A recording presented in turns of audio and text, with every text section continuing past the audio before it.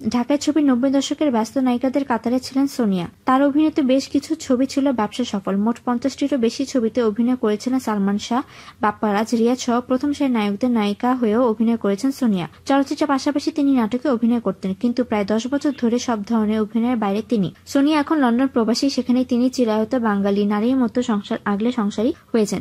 পাশাপাশি সামাজিক আন্দোলন, নিরাপদ সড়ক চাই ও স্থানীয় বাঙালি কমিউনিটির বিভিন্ন সাংস্কৃতিক কর্মকাণ্ডের সঙ্গেও জড়িত আছেন। লন্ডনে হাসি নামেই সবার কাছে পরিচিত সোনিয়া কয়েক বছর আগে বিয়ে করে প্রবাসী স্বামীর হাত ধরে লন্ডনে পাড়ি দিয়েছিলেন। বর্তমানে এই অভিনেত্রী লন্ডনের নাগরিক হিসেবে সেখানেই বাস করছেন। বৈবাহিক জীবনে সোনিয়া 3 সন্তানের জননী। বর্তমানে লন্ডনে সাংগঠনিক কিছু কাজে অবস্থান করছেন চিত্রনায়ক ইলিয়াস কাঞ্চনও। সোনিয়াকে ইলিয়াস কাঞ্চনের সাথে নিশ্চর বিভিন্ন কর্মসূচিতে অংশগ্রহণ করতে দেখা গেছে। সোনিয়া এখন ধর্মকর্মে বেশি মনোযোগী, সবসময় পর্দা করে চলাফেরা করেন।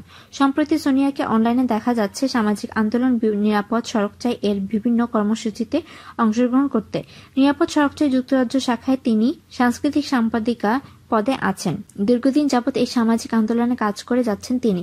প্রসঙ্গত 1991 সালে মাস্তান রাজা ছবিতে অভিনয়ের মধ্য দিয়ে সিনেমা জগতে আসেন সোনিয়া। এরপর অভিনেতা রাজ্জাকের নির্দেশনায় বাপ্পা রাজের বিপরীতে প্রেম শক্তি ছবিতে প্রথম নায়িকা চরিত্রে কাজ করেন। 1992 সালে আফজাল হোসেন ও সাইদুল আনাম টুটুলের বিজ্ঞাপনে তিনি মডেল হয়েছিলেন। সোনিয়া সর্বশেষ অভিনয় করেন দেবাশিস বিশ্বাস পরিচালিত শুভ বিবাহ ছবিতে। এরপর আর নতুন কোনো ছবিতে তাকে অভিনয় করতে দেখা যায়নি। এরকম আরো তথ্য পেতে আমাদের চ্যানেল ইনফর্ম টিভির সাথে থাকুন, আর যদি সাবস্ক্রাইব